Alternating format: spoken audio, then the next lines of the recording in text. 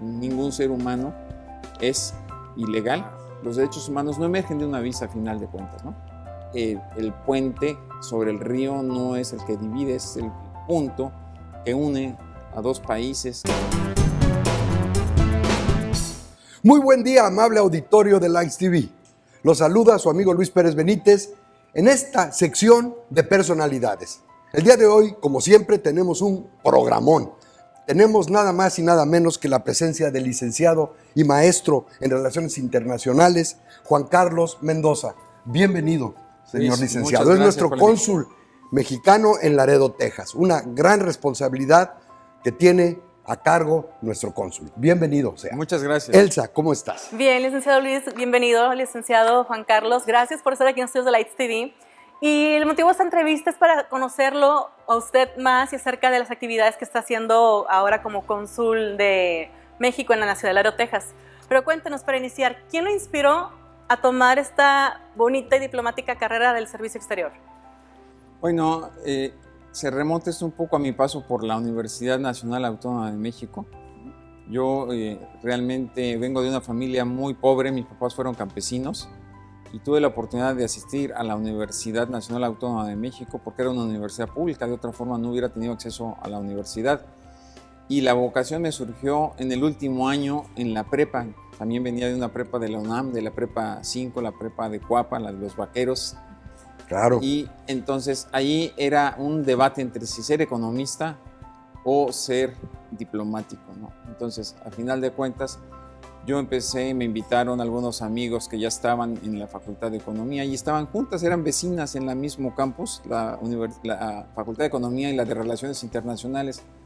Y había más niñas bonitas en Ciencias Políticas y creo que eso me orilló un poco más hacia tomar una decisión. La verdad es que sí, siempre me gustó la parte de la política entre naciones y eso fue la historia de por qué me hice internacionalista y luego diplomático. En la época en que estudió, tengo entendido, allá en la UNAM, sobre todo allá en la Facultad de Ciencias Políticas, había revuelo, ¿no? Había ciertos problemas ahí si no problemas políticas, un poquitín radicales, ¿no? Sí, bueno, a mí me tocó una etapa un poquito complicada, el país se encontraba un poquito en crisis, entonces yo estudié, por ejemplo, con hijas de políticos, con hijas de doctores, gente que de repente ya no podía pagar las universidades, pero además como yo estudié Relaciones Internacionales, en aquel momento solamente se podía estudiar Relaciones Internacionales en 3 lugares, que era la UNAM, el Colegio de México, que eran grupos muy reducidos y cada 2 años, y la Universidad Femenina. Entonces, sí, era una cuestión de crisis y por lo mismo también había asuntos de huelga, ¿no? Pero ya me tocaron las huelgas más en la prepa que en la universidad. También sabemos que le gusta escribir. Platíquenos algo de las publicaciones académicas, bueno, que ha realizado, a ver si nos puede estar llegar una copia también, esperamos. ¿Y cuál ha sido esa publicación que le ha llenado de más, que ha sido más gratificante o que ha sido usted, que le ha dado más exhaustiva la investigación? Platíquenos de una. Bueno, en la Facultad de Ciencias Políticas teníamos una formación básica, un tronco común donde estábamos los miembros de las 5 carreras que impartía la Facultad de Ciencias Políticas. Y ahí era obligatorio, lo primero, un curso básico de taller de redacción. Y entonces nos enseñaban a cómo escribir. Entonces tenía uno que hacer muchos ensayos, tenía que hacer artículos. Y de ser muy malo, sí, porque pues yo no tenía esa tradición de arrastrar el lápiz, entonces la dinámica, las cargas de trabajo, todas las tareas para pasar las materias, pues empecé a escribir, a desarrollar y me fui dando gusto por escribir. Me gustaba mucho la lectura, yo leía muchas cosas, desde novelitas, no los grandes libros de literatura, pero empecé con muchas novelas, con muchas cositas que siempre había. Mi papá tenía un negocio de transporte, entonces siempre había muchos materiales para leer y me fui aficionando a la lectura. Y después de la lectura, pues es la escritura, ¿no? Y entonces, a partir de eso, empecé a escribir y mis primeras notas fueron para el periódico Excelsior, luego fueron para la agencia de prensa Notimex, luego también estuve escribiendo en El Día y en El Nacional, y después en las revistas, después me invitaron a libros colectivos y ya después empezó la aventura mía ya como escritor independiente. Y ahí comentando también, porque estuvo en el Instituto Matías Romero. ¿Qué nos puede platicar y cuál fue su experiencia al haber estado en el instituto? Bueno, fue una experiencia realmente muy importante porque yo llegué al Instituto Matías Romero, invitado por la entonces directora, la maestra Patricia Galeana, una historiadora de gran renombre, porque ella me escuchaba. Yo como parte de la UNAM tenía, después de escribir, también entré al área de radio, y entonces yo conducía un programa en Radio UNAM que se llamaba El Mundo Hoy, y la ventaja de ese programa es que pasaba justo los viernes al terminar el noticiero, y el noticiero de Radio UNAM era uno de los más populares. Entonces yo tenía la ventaja que ese programa entraba justo terminando el noticiero, y entonces agarraba todavía a un auditorio selecto muy importante, y entonces eso me dio mucha proyección. Entonces ahí fue donde Patricia Galeana me conoció, me escuchó y después me invitó a trabajar con ella, y así llegué al Instituto Matías Romero.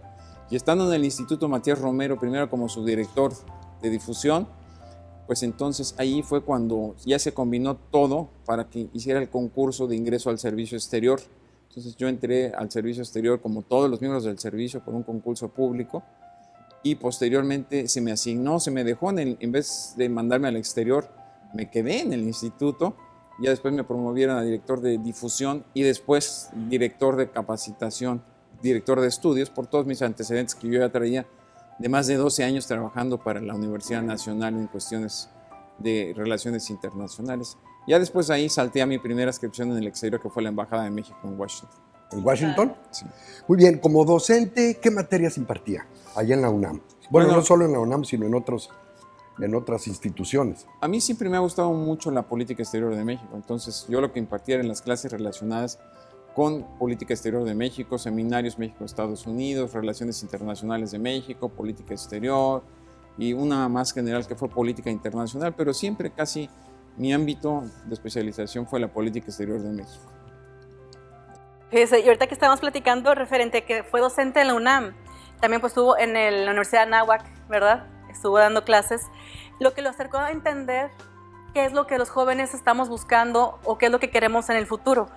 Entonces, si las relaciones interpersonales son un poco complicadas, ¿cómo llevar a nivel diplomático estas relaciones? Porque igual seguimos siendo humanos y las sensaciones, las emociones se llevan a otro nivel. ¿O cómo se maneja esto? Bueno, esto lo ligo con la parte de la primera pregunta que quedó un poco inconclusa, lo que me preguntabas de cuál había sido la publicación que más me había llenado. Tiene que ver con estas cuestiones. Realmente en la Escuela de Relaciones Internacionales es muy importante saber comunicarte, saber escribir, comunicarte bien, de manera escrita, de manera oral, porque que es diplomático, pues todo el tiempo tiene que estar haciendo interrelaciones todo el tiempo, ¿no? A todos los niveles. Entonces, esa es una parte muy importante. Yo, por ejemplo, estando en Los Ángeles como cónsul encargado del Consulado General, o sea, hacía doble función, o sea, mi trabajo de cónsul alterno, y como estuvo casi un año sin cónsul general el consulado, pues yo me hice cargo del consulado, tenía 2 trabajos, y ese fue el año posterior a la celebración del Bicentenario de la Independencia de México. Entonces a mí me parecía, viniendo de la academia, como que había un huecote en la historiografía de las relaciones internacionales, de que no había una obra que fuera sencilla, que fuera una compilación un poco de 100 años de política exterior de México. Entonces yo fui el que escribió ese libro de 100 años de política exterior de México, de la Revolución al Bicentenario, ¿no? Entonces, no quiere decir que no había materiales y muy especializados de autores muy prestigiados como Josefina Zoraida, como Lorenzo Meyer, o sea, como Carlos Rico, pero eran por temas muy específicos, pero nadie había hecho la presentación de la película de 100 años. Entonces, eso fue lo que yo hice, y ese fue el libro que más trabajo me costó, porque si bien lo escribí en un periodo muy corto, como de 6 meses, eso lo que muestra ese libro es la experiencia acumulada de mi paso por la academia y de mi paso por el servicio exterior, porque también lo que uno detecta estando en el servicio exterior a veces, que había compañeros que no necesariamente vienen del área de relaciones internacionales y desconocen parte de la historia diplomática de México, y entonces eso sí es terrible, porque entonces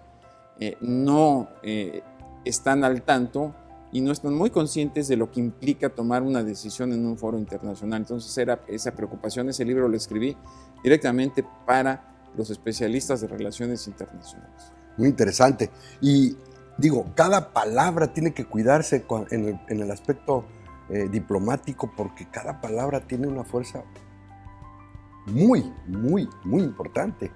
Cuando ustedes hacen declaraciones de algún tema a bote pronto, ¿cómo le hacen? ¿Consultan? ¿No consultan? ¿Con superiores? ¿Cómo funciona eso? Porque es muy complicado. Es muy complicado, de veras, es muy complicado. Hay que ser muy paciente y hay que enfrentar a la prensa de manera respetuosa, porque cualquier cosa que uno diga, aunque diga, bueno, a ver, esa no es mi responsabilidad o no es mi ámbito de responsabilidad, siendo uno representante del Estado mexicano, inmediatamente los medios lo van a poner, ¿sí? Como que es algo ligado al Estado. Hay cosas para las que sí hay una instrucción y hay una guía de... Es muy importante tener una sola voz, sobre todo en los aspectos de política exterior, porque nosotros no expresamos nuestras opiniones personales, expresamos la opinión del Estado mexicano. Entonces siempre hay que ser muy disciplinados y repetir como Biblia, como Evangelio todo el tiempo el mismo mensaje, de tal forma que si lo dijo el cónsul en Detroit, o el cónsul en Chicago, el cónsul en Laredo, sea el mismo mensaje, ¿no? Para que no haya diferencias. Entonces, cuando vienen esas entrevistas así de banqueta que abordan, hay que ser muy cuidadoso, porque es muy fácil que uno se empiece a enganchar en cosas o empiece a aclarar cuestiones que nos dicen, y entonces ya nos metimos en un problema muy serio, porque entonces empezamos a entrar en un campo minado y cualquier cosa que se diga, dice, lo dijo la diplomacia mexicana, o lo dijo la diplomacia mexicana a través del cónsul en Laredo, ¿no? ¿Alguna que recuerde en especial que haya sentido realmente pasos en la azotea, como decimos, así de bote pronto, que le hayan preguntado y que haya sido alguna pregunta delicada? Bueno, han pasado la verdad mucho. Yo sí soy muy cuidadoso y me circunscribo siempre a mi ámbito de jurisdicción, lo que son mis responsabilidades, y por ningún motivo me meto, ¿sí?, a cuestiones a las que no tengo que meter o dar opiniones sobre temas que no nos corresponden, ¿no? Generalmente, algo que siempre nos preguntan y que somos muy cuidadosos los diplomáticos mexicanos especialmente, es opiniones, por ejemplo, de un tercero, ¿no? Yo no voy a hacer una declaración nunca, bajo ninguna circunstancia, de un presidente de otro estado o cosas que sean de la jurisdicción interna de otro estado, porque es meternos en algo que nosotros demandamos que no se meta, que es así. Somos muy celosos de la soberanía nacional y por tanto los casos que son del ámbito doméstico de otros países, ahí no nos metemos.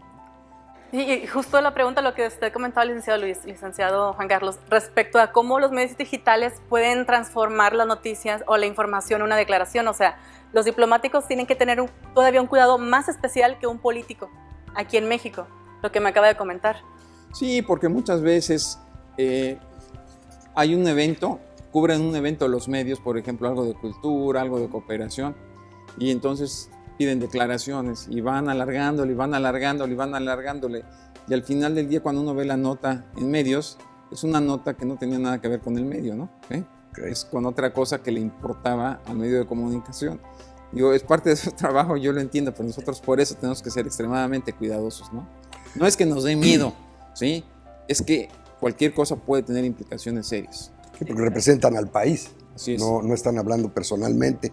Cuando estuvo en Washington, ¿cuál fue el logro más gratificante, digamos, que obtuvo en sus funciones? Bueno, por Washington pasé 2 veces. La primera vez pasé un periodo de casi 5 años y la segunda vez estuve poquito, como 2 años, y me regresaron a México para hacerme cargo del Instituto de los Mexicanos en el Exterior.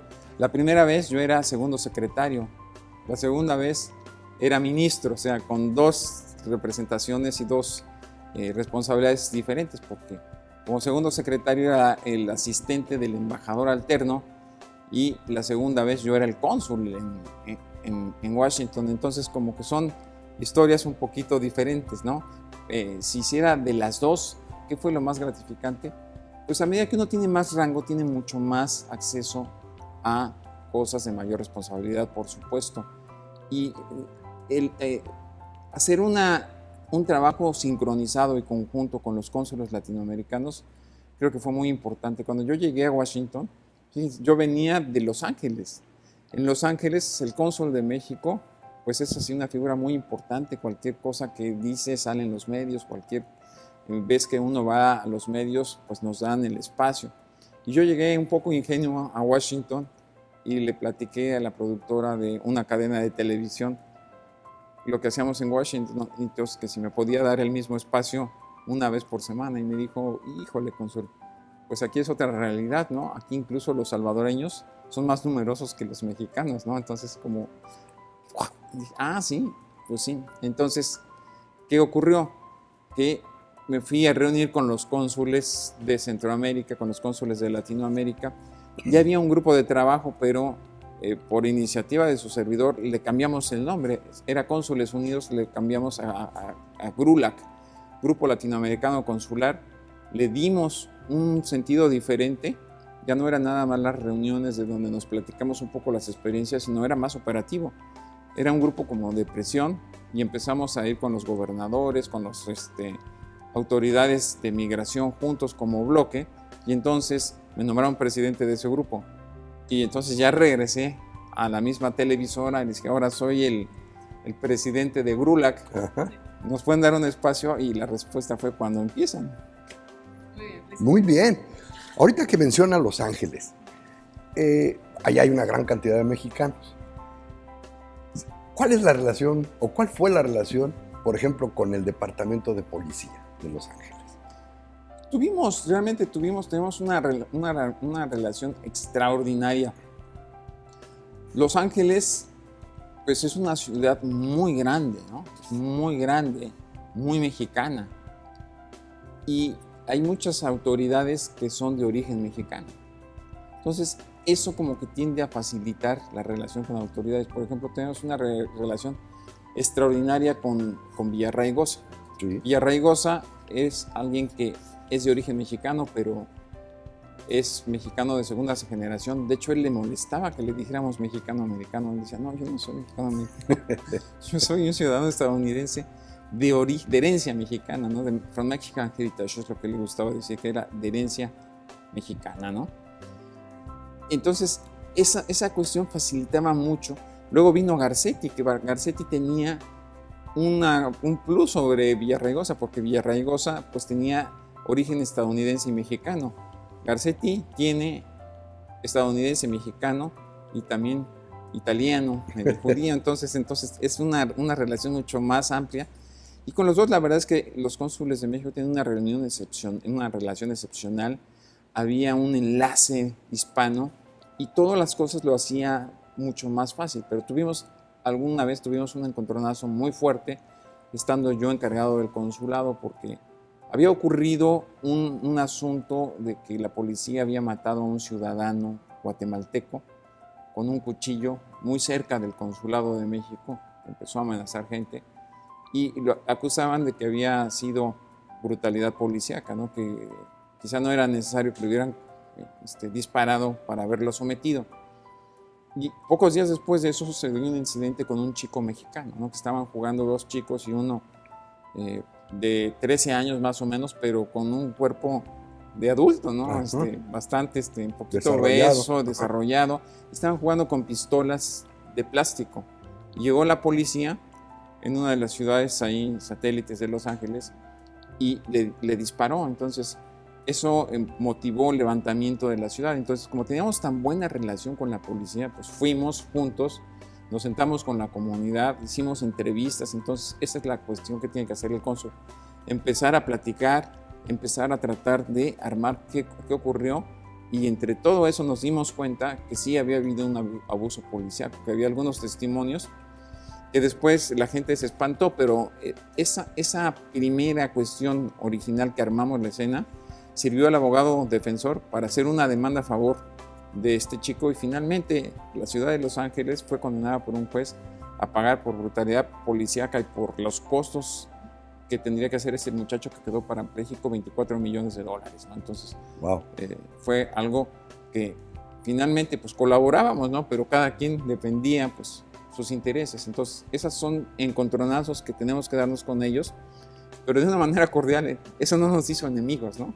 Muy importante. Yo quiero saber, cónsul, ¿cuál ha sido una decisión que usted haya tenido que tomar haya tenido que tener poco tiempo para reaccionar, pero que no haya tenido oportunidad de consultar, como lo decía el licenciado Luis? ¿Cómo son ese tipo de decisiones? Una que usted haya dicho, híjole, ahorita tengo que responder esto rápido. Bueno, fue en la isla Catalina, una isla que está frente a las costas de Los Ángeles. Hicimos una visita. El cónsul general había hecho una primera visita para ver si íbamos a la isla Catalina a documentar a mexicanos. El consulado no había ido en muchos años. Entonces se armó todo y la visita la encabecé yo con todo un equipo de especialistas. Y llegamos a la isla de Catalina. Temprano nos fuimos en barquito que nos lleva de Los Ángeles para allá. Estábamos instalados y de repente empiezo ya habíamos hecho, ya me había entrevistado con el alcalde, con el sheriff, con todas las autoridades. Nos iban a prestar el country club de Catalina para documentar ahí gente. Y de repente empezamos a ver que algo raro y nos dicen, ya no les vamos a prestar el country club. Entonces, ¿qué está pasando, no? Resulta que un diputado equivalente a México, un representante de la Cámara, bastante antimigrante, Dana Rora Baker, empezó a amenazar a las personalidades de la isla Catalina porque es su distrito, y entonces como que se empezaron a echar para atrás. Tratamos de rentar el hotel para trabajar en el hotel, no nos rentaron, entonces prácticamente nos quedamos sin nada, y entonces tuvimos que recurrir hasta el último a la Iglesia Católica, ¿no? Entonces la Iglesia Católica, me entrevisté yo con el padre que estaba a unos días de jubilarse, ¿no? Y entonces también lo metimos allí en un problema al principio.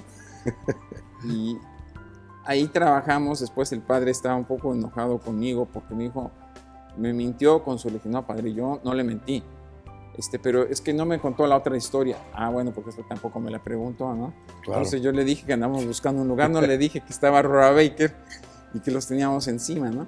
A final de cuentas, él se comunicó con, pues con sus superiores en Los Ángeles, y la instrucción que tuvo de Mahoney, que era pues, el jerarca de Los Ángeles, fue a apoyar al consulado móvil. Y por la mañana llegó el representante Dana Rora Baker, por ahí está la historia en los periódicos, y al final perdió la batalla mediática y perdió en la batalla en el campo, porque finalmente sí dimos servicios. Fue exitoso, aunque nos volteó las autoridades. Es algo que finalmente lo pudimos sacar adelante. Fue una representación de racismo esa. Totalmente.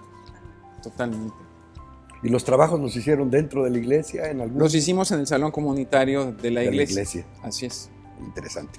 Yéndonos a sus funciones actuales allá en el consulado de Laredo, Texas, aquí a unos cuantos pasos. Ahorita, por ejemplo, el tratamiento que se les da a los niños que son repatriados de Estados Unidos, ¿en qué consiste sus funciones? Bueno, del consulado, de mexicanos. De mexicanos. Lo primero es que, a diferencia de otros años, la reunificación de familias mexicanas, la masiva, ya ocurrió. Nosotros tuvimos una migración masiva de mexicanos a Estados Unidos. Entonces, fueron alrededor de 15 millones de mexicanos que se vinieron a Estados Unidos. Después, algunos millones fueron deportados o se regresaron, y eso pues nos da más o menos 12 millones de mexicanos nacidos en México que viven en Estados Unidos. ¿Qué pasó en los 70s? En los 70s teníamos menos de 700,000 mexicanos nacidos en Estados Unidos que vivían en este país. En los 80s se duplicó, en los 90s se triplicó, y luego en la primera década del siglo XX se volvió a duplicar para llegar a estas cifras. Entonces, lo que vimos, sobre todo después del año 2000, fue ese proceso de muchos niños no acompañados. Ustedes recordarán que para una primera dama, la esposa del presidente Calderón, era su tema el de los niños no acompañados, ¿no? Cierto. Entonces, yo incluso organicé un evento, la primera vez que una primera dama visitó Colorado, lo hicimos ahí, y fue sobre este tema, ¿no? Sobre los niños no acompañados. Entonces, ese problema tan grande que teníamos lo vemos todavía en los centroamericanos. Lo que ocurrió es que desde 2010 la migración masiva de mexicanos a Estados Unidos llegó a su fin. No quiere decir que no haya migración. Claro. Sí hay migración y va a haber, mientras haya diferencial y mientras haya parientes y mientras haya necesidad de mexicanos o de jornaleros en este país, eso no importa que también hagamos las cosas en México, eso es un potente imán que siempre va a estar atrayendo migración. Se presentan todavía estos casos, de repente llegan a crecer, luego como que bajan, pero no es un tema masivo que tenemos. ¿Qué pasa con esos chicos que vienen no acompañados? Bueno, pues los consulados mexicanos estamos en contacto con las autoridades migratorias, ellos nos los entregan, ¿sí? Y es nuestra responsabilidad repatriarlos.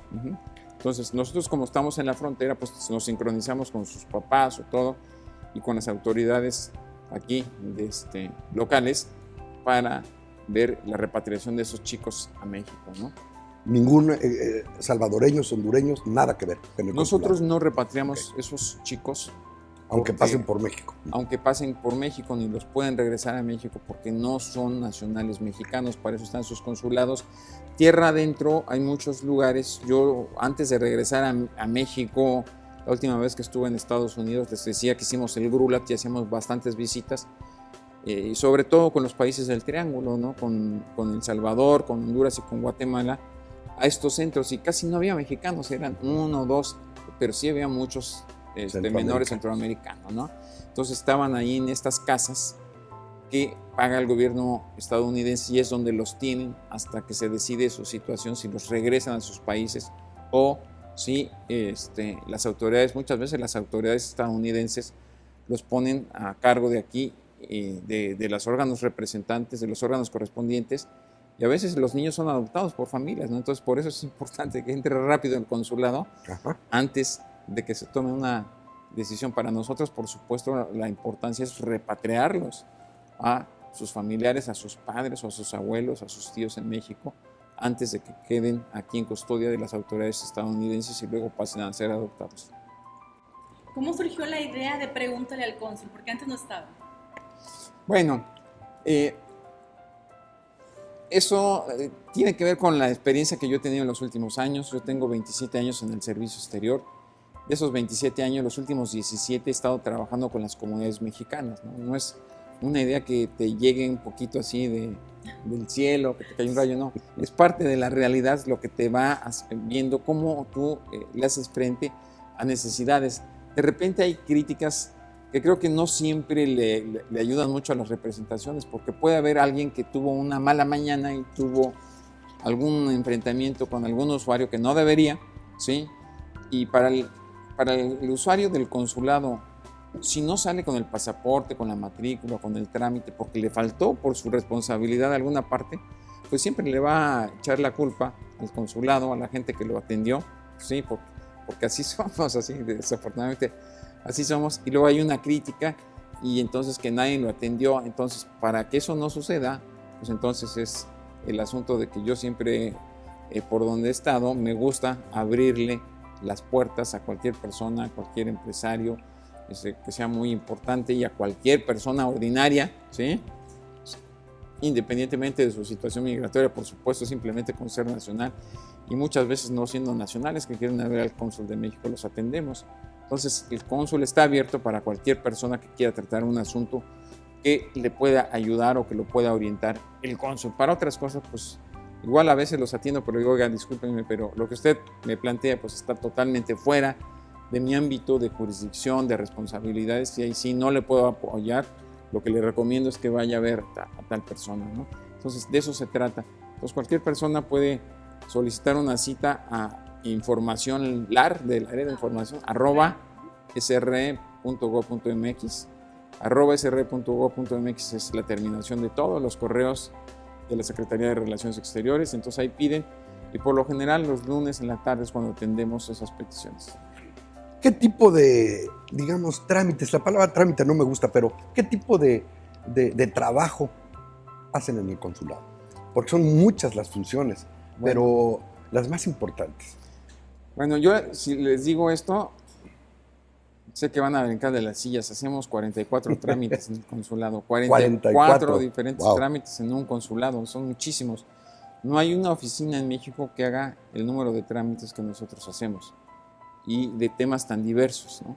Entonces, en una oficina, una persona puede llegar y puede ahí mismo registrar al hijo, sacarle su acta de nacimiento, sacar la acta de nacimiento propia si lo registraron en México, sacar su pasaporte, sacar su matrícula, hacer un poder notarial, hacemos matrimonios entre mexicanos exclusivamente.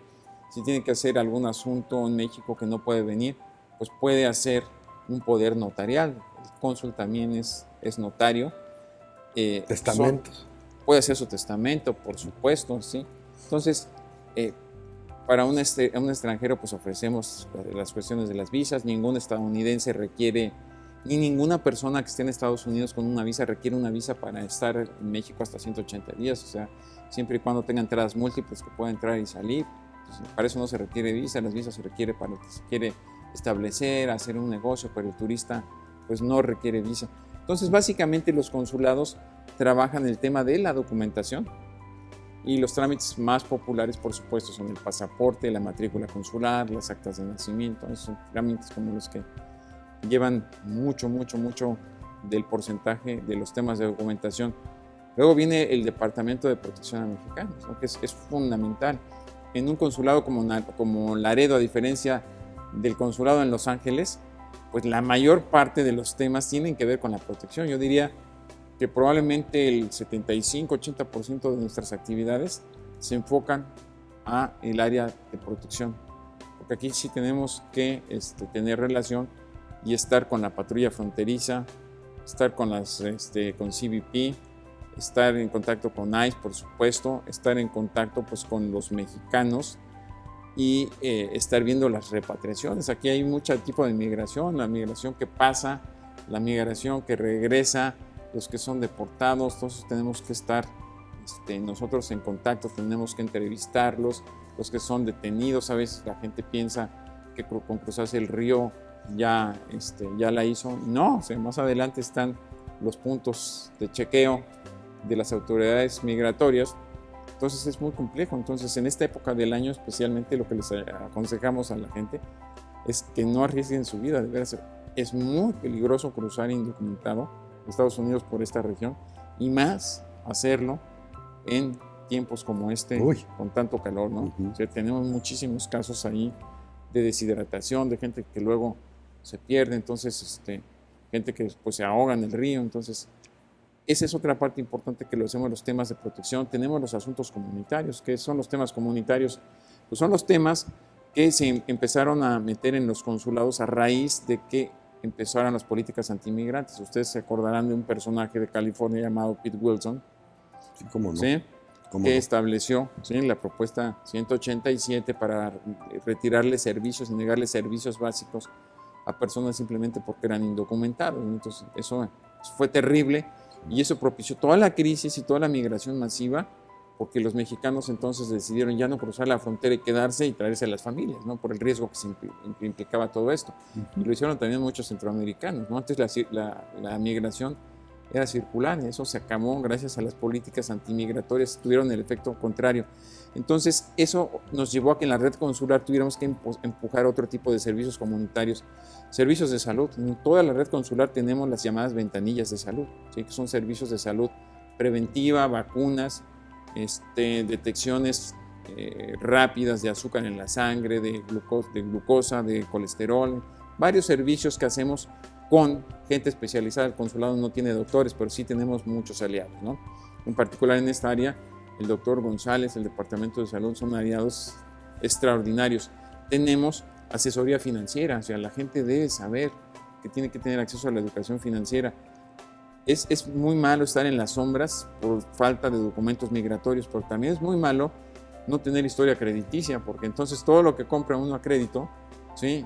El costo del interés es altísimo. Entonces un electrodoméstico termina pagándolo uno quizás hasta 2 o 3 veces, ¿no? Entonces, por no tener historial crediticio. Y además, al no tener historial crediticio, pues uno no va haciendo antecedentes en este país, y es muy importante que la gente sea parte del sistema financiero. Hay gente Aquí no es un problema tan grande, sí, como en otras ciudades, donde sí hay una población indocumentada bastante grande, que viven hacinados y comparten sótanos. Entonces imagínense los dineros en la bolsa, abajo del colchón, o se los roban, o la gente, los criminales saben dónde y cuándo les pagan, entonces les roban.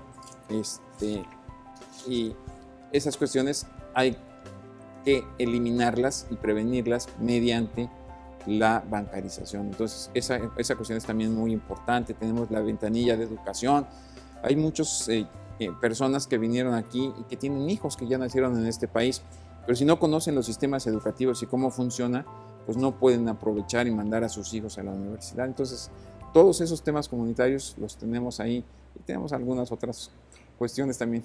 ¿Con cuánto personal? Porque es un montón de trabajo. Pues, es muy chiquito el consulado. La verdad es que incluso los consulados grandes tienen mucho personal, pero también el trabajo crece muchas veces. Nosotros aquí es un consulado pequeño, es un consulado con 5 diplomáticos y con 20 empleados locales para todo lo que hacemos, ¿no?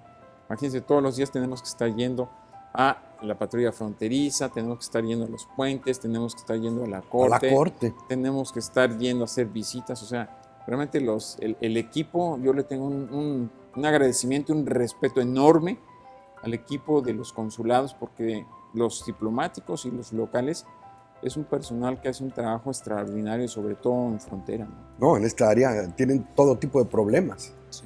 Repatriados, inmigrantes, casos de droga, detenidos, enfermos por tratar de cruzar, muertos, ¿sí? Sí. Entonces sí es mucho el trabajo. ¿Verdad? Está aquí en Laredo la campaña Conoce tus derechos.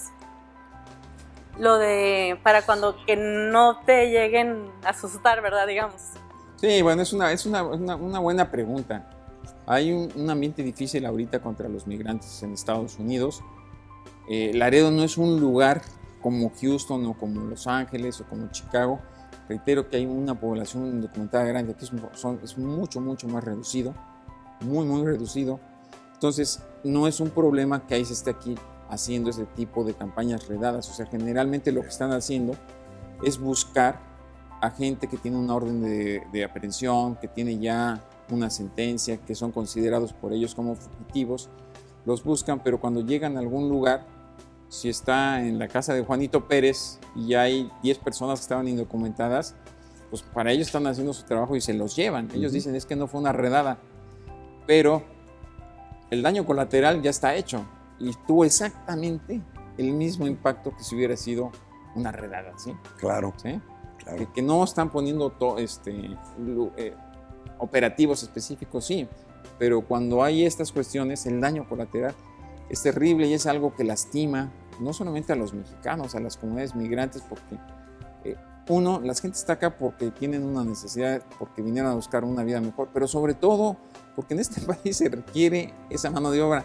Si no se requiriera la migración, no vendrían. Yo no conozco mexicanos allá en los lugares donde he estado que hayan venido a pedir caridad, han venido a trabajar, ¿no?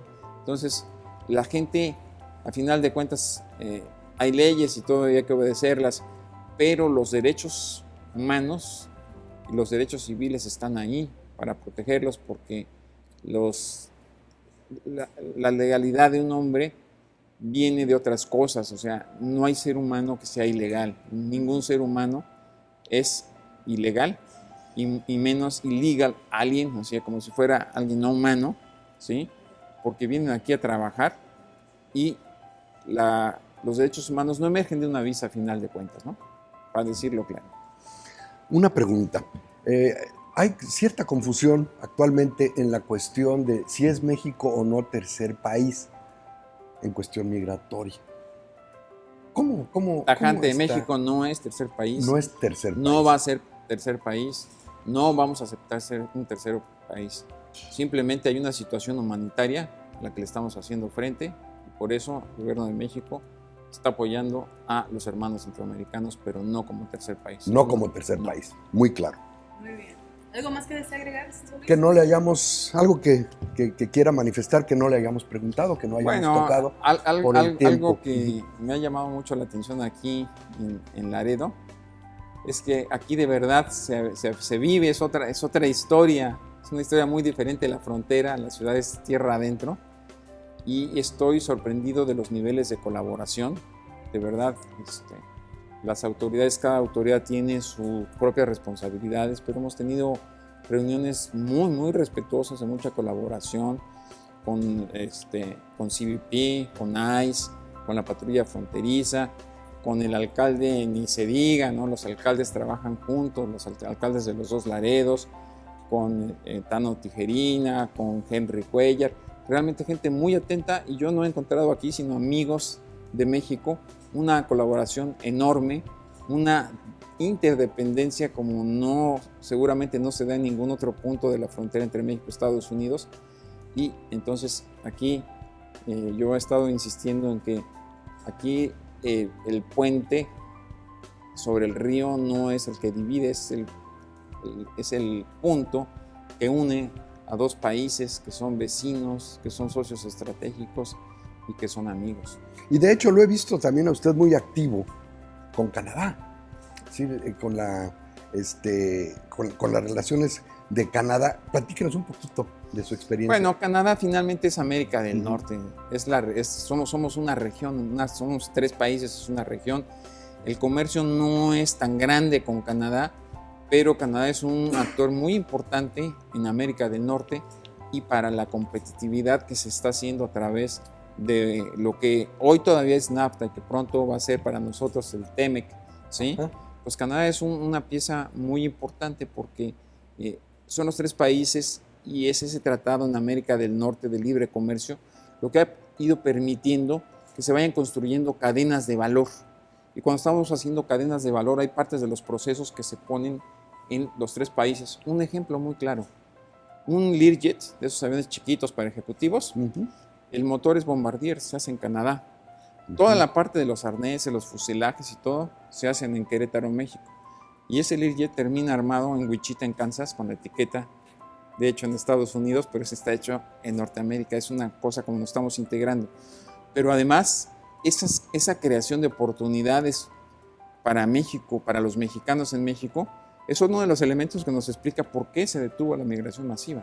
Entonces, cuando vemos a Centroamérica, México ha estado insistiendo, lo ha estado diciendo el presidente López Obrador y el canciller Ebrard, tenemos que poner inversiones en Centroamérica, porque si no ponemos inversiones en Centroamérica, las medidas policíacas por sí mismas no van. Los muros. Podrán detener un rato la migración, pero no les va a ayudar a esos países a resolver sus problemas estructurales. Entonces, las oportunidades, crear oportunidades en un vecindario en el que pertenecemos es muy importante.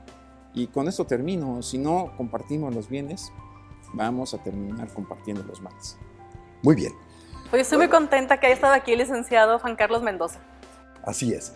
Amable auditorio, nos vemos en la próxima sección de personalidades. Muchas gracias, señor cónsul, por habernos acompañado. Gracias. Un gusto. Gracias a usted.